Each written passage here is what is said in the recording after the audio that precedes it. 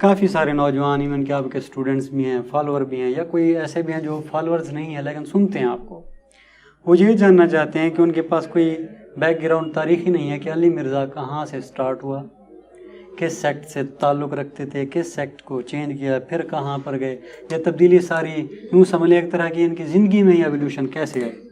تھوڑا سا اپنی زندگی کے بیک گراؤنڈ کے بارے میں بتا دیں، کون سے گھرانے میں پیدا ہوئے وغیرہ وغیرہ۔ لا حول ولا قوت الا باللہ، اللہم صلی علی محمد وعلی آل محمد۔ دیکھیں جی، جہاں تک میرا یہ دینی کیریئر ہے، اس کا تعلق ہے، تو یہ تو ماحول گھر سے ہی ملا۔ ٹھیک ہے، یعنی میں ایک اسٹرانج قسم کی بریلوی فیملی میں پیدا ہوا، ٹھیک ہے، اور بچپن ہی میں آپ سمجھ لیں ٹین ایج کے اندر ہی مولانا الیاس قادری صاحب کی جو دعوت اسلامی ہے اس کے ساتھ ٹھیک، تعلق بن گیا۔ اس کی وجہ سے دین کا شغف اپنی آپ سمجھ لیں میٹرک کی عمر میں آ چکا تھا، اس حوالے سے کہ دین پہ چلنا ہے۔ پھر نماز کی بھی ترغیب گھر سے ملی، والد صاحب بھی 5 وقت نماز پڑھنے والے، ٹھیک ہے، اور لیکن اصل میں جو آج مجھے آپ دیکھ رہے ہیں یہ تو آج کی بات ہے نا، ٹھیک ہے، ہاں، یہ ایک دن میں تو نہیں ہوا۔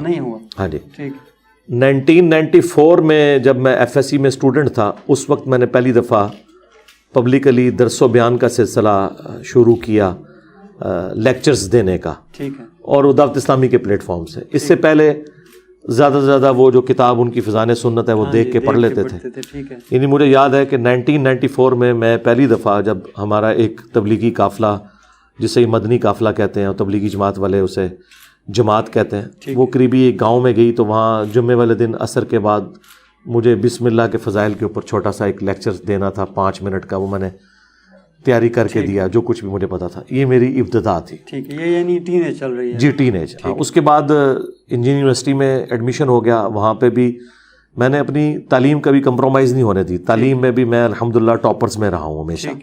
پیرلل میں وہاں پہ بھی دعوت اسلامی کا ماحول ملا، اور ٹیکسلا انجینئرنگ یونیورسٹی سے میں نے جو ہے میکینیکل انجینئرنگ میں ڈگری لی، تو ٹیکسلا کے ساتھ ہی ایک سمجھ لیں ایک اس کے ساتھ جڑواں شہر ہے واہ کینٹ، وہ دعوت اسلامی کا گڑھ تھا، ٹھیک ہے، تو وہاں پہ بھی آنا جانا رہتا تھا۔ 1996 میں نے مفتی اکمل صاحب جو کیو ٹی وی پہ آتے ہیں ان کے ساتھ اعتکاف بھی کیا، قادری صاحب۔ ہاں جی، قادری صاحب۔ اس وقت وہ ابھی درس نظامی بھی انہوں نے شروع نہیں کیا تھا، وہ صرف مبلغ تھے۔ ٹھیک ہے، اس کے بعد درس نظامی انہوں نے بعد میں کیا، لیکن اچھے مبلغ تھے، دین کا شوق تھا، تو ان کی صحبت بھی اعتکاف میں میسر آئی۔ پھر کرتے کرتے جب انجینئرنگ یونیورسٹی سے فارغ ہوئے اور پریکٹیکل لائف میں آئے، پھر پہلا شوق لگا کہ دعوت اسلامی میں ایک اختلاف ابھرا، ٹھیک ہے، جس کی وجہ سے میں دعوت اسلامی سے الگ ہوا، ٹھیک ہے، اور یہ ایک ٹرننگ پوائنٹ تھا۔ میں نے پہلی دفعہ یہ سوچنا شروع کیا کہ جن لوگوں سے ہم عقیدت رکھتے ہیں ٹھیک ہے، ان میں بھی ایسی غلطیاں ہو سکتی ہیں ٹھیک ہے، جو آپ ایکسپیکٹ نہیں کر رہے۔ یعنی کہ ان کا آپس کا اپنا اختلاف تھا؟ جی، آپس کا نہیں، آپس کا اختلاف۔ ٹھیک ہے، اس میں ظاہر ہے کہ جب اختلاف ہوتا ہے پھر آپ کسی ایک طرف تو ہوتے ہیں نا۔ ہاں، ٹھیک ہے، تو الیاس قادری صاحب کے جو یہاں پہ کشمیر اور کے پی اور پنجاب تینوں صوبوں کے جو مشترکہ نگران تھے حاجی ابراہیم قادری صاحب، ہاں جی، ان کو ہم نے بڑا قریب سے دیکھا تھا، ہم نے ان کا کریکٹر بھی آبزرو کیا تھا۔ الیاس قادری صاحب کا تو صرف سنا ہوا تھا، ٹھیک، جب ان کا آپس میں اختلاف ہوا تو ہمیں پتہ چلا کہ الیاس قادری صاحب ان کے ساتھ زیادتی کر رہے ہیں، تو ہم الگ ہوئے، یعنی باپا جانی۔ ٹھیک، اور اسی دوران پھر میری جاب ہو گئی اسلام آباد میں، ٹھیک، تو پھر میں اس طرح کے جو جماعت والا معاملہ ہے اس سے کٹ آف ہو گیا۔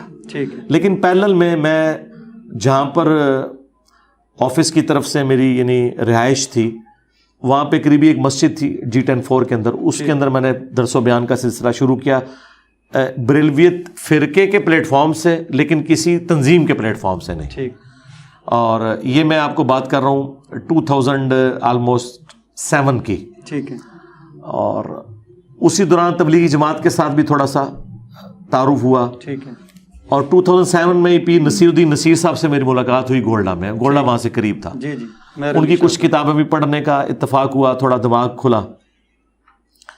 اور پھر 2007 کے اینڈ پہ اور 2008 کے سٹارٹ، یہ وہ پورشن تھا جس میں نے قرآن حکیم کو پری ڈیٹرمنٹ رزلٹس کے بغیر ترجمے کے ساتھ پڑھنا شروع کیا۔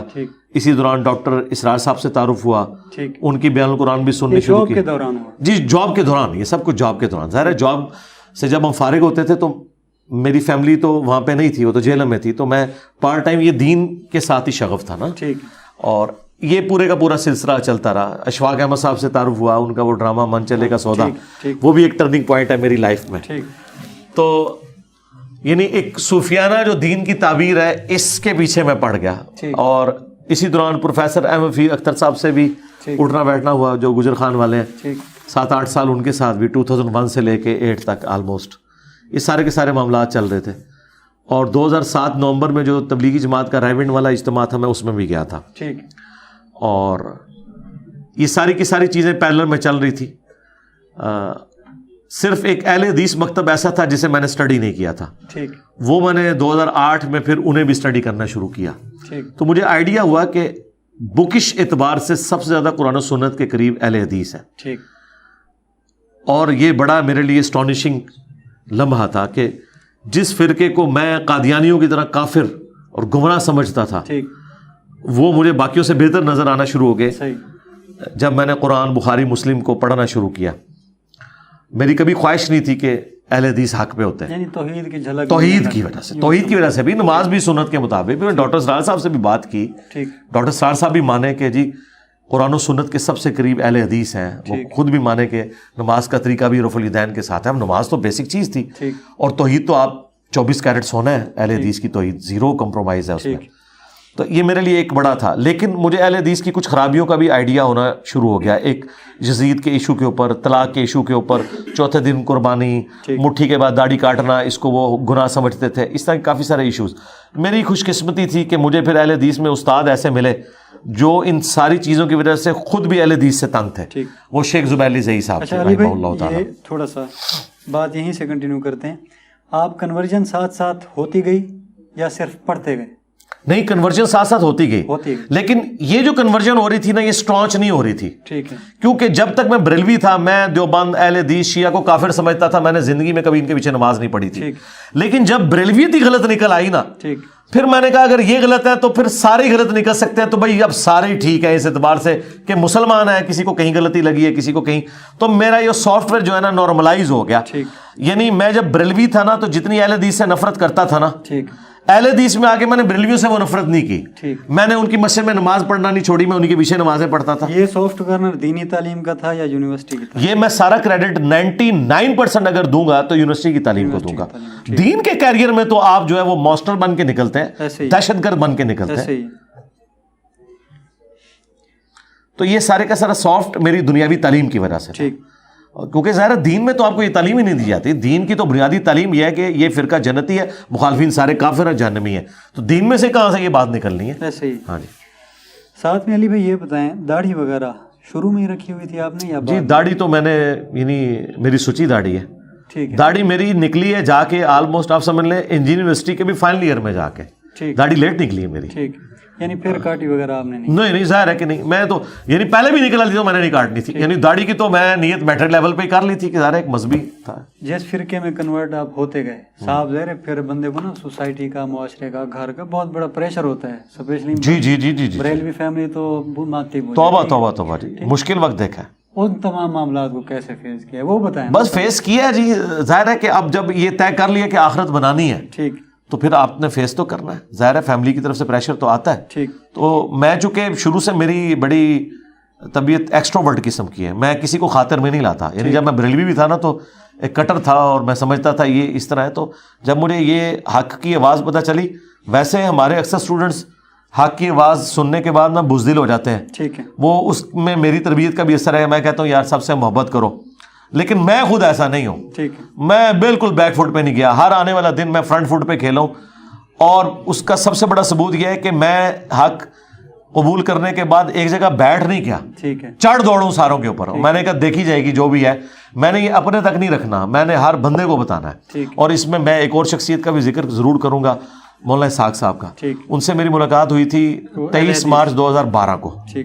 اہل حدیث, لیکن وہ بھی میری طرح کے ہی اہل حدیث تھے. یعنی وہاں ان کی خرابیوں کو ہائی لائٹ کرتے تھے اور ایک فرقہ واریت سے کافی حد تک نکلے ہوئے تھے. مولانا اسحاق صاحب سے جو میں نے سب سے بڑی بات سیکھی نا, وہ یہ تھی کہ آپ جس سے بھی اختلاف رائے رکھیں, آپ نے اسے کافر نہیں کہنا. ٹھیک. اور نماز آپ نے سب کے پیچھے پڑھنی ہے. ٹھیک. اختلاف رائے کو اختلاف رکھنا ہے, اس مخالفت کو اس اینڈ پہ نہیں لے کے جانا. ٹھیک. مجھے آج بھی وہ دن یاد ہے جب 23 مارچ کی ان دنوں چھٹی ہوتی تھی یوم پاکستان کی. 2012 کو جمعے کے دن 2012 میں 23 مارچ آیا تھا. 2013 میں ڈیتھ ہو گئی مولانا اسحاق صاحب کی 28 اگست کو رحمہ اللہ تعالی. تو میری وہ پہلی اور آخری ملاقات تھی ان سے. ہم نے پہلے ہی ان سے ٹائم لیا تھا, بلکہ انہوں نے فون کر کے بلوایا تھا مجھے, اور پھر اچھا موقع, ہم موٹر وے کے ذریعے اسلام آباد سے گئے اور ان سے ملاقات کی. میں نے انٹرویو بھی 40 کوسچنز کے ساتھ ریکارڈ کیے, وہ وہی والی ویڈیو. ہاں جی, وہ دیکھی ہوئی ہے آپ نے. جب میں واپس آیا نا تو میرے ساتھ جو میرے باقی دوست تھے انہوں نے کہا کہ جی آپ نے مولانا اسحاق صاحب کو کیسا پایا اور کیا آج آپ نے لرن کیا. میں نے کہا جی میرا ایک عقدہ وہ مولانا اسحاق صاحب نے حل کیا جو کوئی اور نہیں کر سکتا تھا, اور وہ یہ تھا کہ سارے فرقے ساری گمراہیوں کے باوجود مسلمان ہیں اور سب کے پیچھے نمازیں پڑھنا درست ہے. یہ وہ میرا مسئلہ ہے جو میں پریکٹیکلی تو اس پہ عمل کر رہا تھا لیکن ذہنی طور پہ سیٹسفائی نہیں تھا. ظاہر اہل حدیث کہتے ہیں بریلوی مشرک ان کے پیچھے نماز نہیں ہوتی, بریلوی کہتے ہیں اہل حدیث گستاخ رسول ان کے پیچھے نماز نہیں ہوتی, لیکن یہ میرا مسئلہ علمی دلائل کے ساتھ انہوں نے حل کیا. میں نے اس میں ایک ٹاپک ان سے ڈسکس بھی یہ کیا, پھر میری آپ ویڈیو بھی دیکھ لیں, کلمہ گو مشرک اور کافر مشرک میں فرق. یہ میرا عقدہ انہوں نے حل کیا, یہ میری لائف ٹائم اچیومنٹ ہے. آپ اگر مجھ سے پوچھیں نا, میں اپنے بدترین مخالفین کے بارے میں بھی ایک رتی برابر بھی میرے دل میں ایسی نفرت نہیں آتی کہ میں اس سے بدلہ لوں گا. یہ دنیاوی اعتبار سے پولیٹیکلی میری بہت بڑی کمزوری ہے, حالانکہ میں بڑا ہارڈ لائنر ہوں, لیکن یہ اتنا ہارڈ لائنر ہونے کے باوجود یہ میرا جو نرمی والا رویہ ہے نا, یہ میرے پہ اتنا حاوی ہے کہ میں اپنے کسی دشمن سے بدلہ نہیں لینا چاہتا. میں اس کی آخرت کی فکر میں رہتا ہوں, اور میں اللہ کا شکر ادا کرتا ہوں کہ میری طبیعت میں اتنی سختی ہونے کے باوجود حق کے معاملے میں یہ نبیوں والی جو اخلاق نبوت ہے نا, اللہ تعالیٰ نے اس کا کچھ حصہ مجھے دیا ہے کہ میں اپنے مخالفین سے کبھی بھی بدلہ لینے کی بات نہیں کرتا. علمی اختلاف جتنا بھی کروں میرے سامنے آ جائے, میں نماز بھی ان کے پیچھے پڑھوں گا, میں ان کی 10 موسی بھی کر لوں گا, اور اندر سے میں یہ خواہش رکھوں گا کہ اللہ تعالیٰ اسے ہدایت دے دے. میری کبھی خواہش نہیں ہوگی کہ یہ بندہ جہنم میں جائے. یعنی اس معاملے میں یہ کہہ لیں کہ آپ کا نام بھی علی ہے تو ہاں علی والا حوصلہ ہے, ہاں رکھ لیتے ہیں. ٹھیک ہے. اچھا علی, لیکن میں یاد رکھوں میرے اندر چلاکی اور ہوشیاری بنو امیہ سے بھی زیادہ ہے. ہاں وہ اس لیے ہے کہ میں اس میں کسی کو نقصان نہیں پہنچاتا, لیکن میں کسی کو اپنے نزدیک نہیں لگنے دیتا. حضرت علی تو اس معاملے میں بھی کمپرومائز کرتے تھے نا, ادھر میری زیرو ٹالرنس ہے. مولویوں یاد رکھنا, بالکل میں ٹھوک کے رکھاں گا جی.